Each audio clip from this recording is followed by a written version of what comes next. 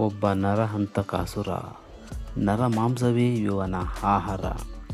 ಇನ್ನೊಬ್ಬ ವೀರಾದಿ ವೀರ, ಅಧರ್ಮವನ್ನು ಸಹಿಸದ ಮಹಾಬಲಿ. ಇವರಿಬ್ಬರ ಈ ಮುಖಾಮುಖಿ ಸಾಮಾನ್ಯ ಹೋರಾಟವಲ್ಲ.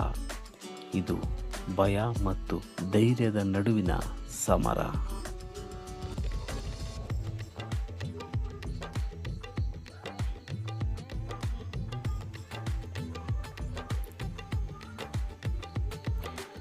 ಭಯ ಆವರಿಸಿದ್ದ ಊರಿನಲ್ಲಿ ಸಾವಿನ ನೆರಳಿನಲ್ಲೇ ಬದುಕುತ್ತಿದ್ದಂತಹ ಜನ ಭಯದಿಂದ ಪರದಾಡುತ್ತಿದ್ದರು.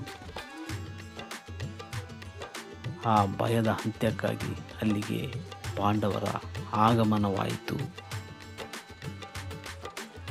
ಅರಗಿನ ಮನೆಯ ಭಯಾನಕ ಅಗ್ನಿಯಿಂದ ಪಾರಾದ ಪಾಂಡವರು ಜೀವ ಉಳಿಸಿಕೊಳ್ಳಲು ಅರಣ್ಯದ ದಾರಿಯಲ್ಲಿ ವೇಷ ಮರೆಸಿಕೊಂಡು ಬ್ರಾಹ್ಮಣರ ವೇಷದಲ್ಲಿ ಊರೂರು ಅಲೆದಾಡುತ್ತಿದ್ದರು. ಅದೊಮ್ಮೆ ಅವರು ಏಕಚಕ್ರಾದಿ ನಗರಕ್ಕೆ ಆಗಮಿಸಿದರು.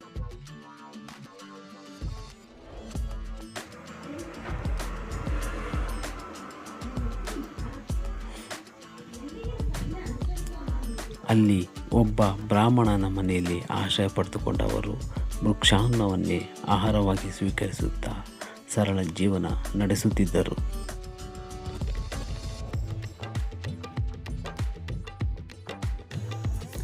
ಅದೇ ಸಮಯದಲ್ಲಿ ಅದೊಂದು ದಿನ ಆ ಮನೆಯ ಯಜಮಾನಿ ಬಿಕ್ಕಿ ಬಿಕ್ಕಿ ಅಳುತ್ತಿದ್ದಳು.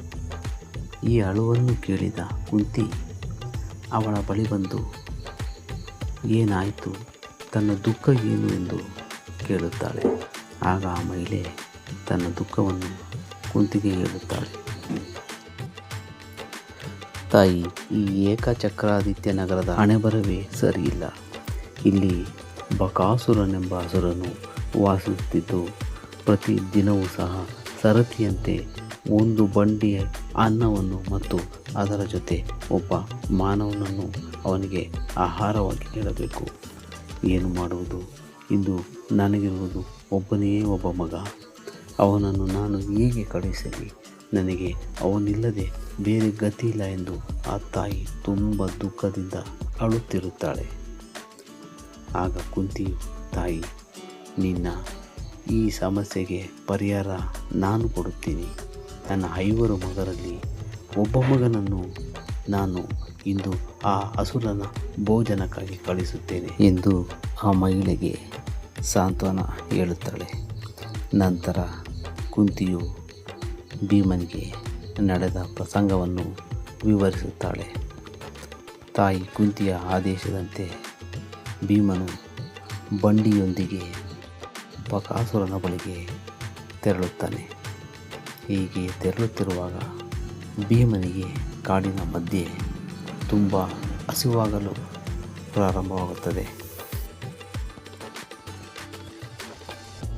ಭೀಮನು ತನ್ನ ಹಸಿವನ್ನು ತಾಳಲಾರದೆ ದಾರಿ ಮಧ್ಯದಲ್ಲಿ ಬಕಾಸುರನಿಗೆ ಇಟ್ಟಿದ್ದ ಭೋಜನವನ್ನು ತಾನೇ ತಿಂದು ತೇಗುತ್ತಾನೆ. ನಂತರ ಖಾಲಿ ಬಂಡಿಯೊಂದಿಗೆ ಬಕಾಸುರನಿರುವ ಗುಹೆಗೆ ಆಗಮಿಸುತ್ತಾನೆ.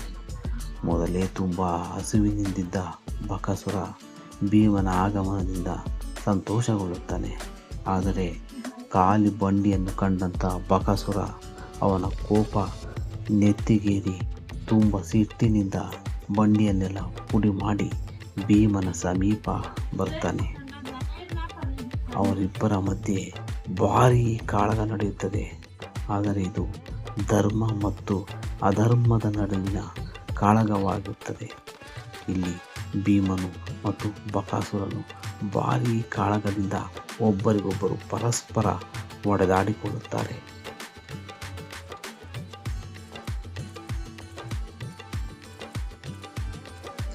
ಈ ಮಹಾಯುದ್ಧದಲ್ಲಿ ಕೊನೆಗೆ ಭೀಮನು ಬಕಾಸುರನನ್ನು ಸೋಲಿಸಿ ಅವನ ಸಂಹಾರ ಮಾಡುತ್ತಾನೆ. ನಂತರ ಆ ಬಕಾಸುರನ ದೇಹವನ್ನು ಬಂಡಿಯ ಮೇಲಿಟ್ಟು ಏಕಚಕ್ರಾದಿತ್ಯ ನಗರ ಕಡೆಗೆ ಹೆಜ್ಜೆ ಹಾಕುತ್ತಾನೆ. ಹೀಗೆ ಏಕಚಕ್ರಾದಿ ನಗರಕ್ಕೆ ಆಗಮಿಸಿದ ಭೀಮನನ್ನು ಜನರು ಸ್ವಾಗತಿಸುತ್ತಾರೆ. ಬಕಾಸುರನಿಂದ ಬರಳುತ್ತಿದ್ದ ತಮಗೆ ಮುಕ್ತಿ ಸಿಕ್ಕಿತೆಂದು ಜನರು ಭೀಮನನ್ನು ಸನ್ಮಾನಿಸುತ್ತಾರೆ.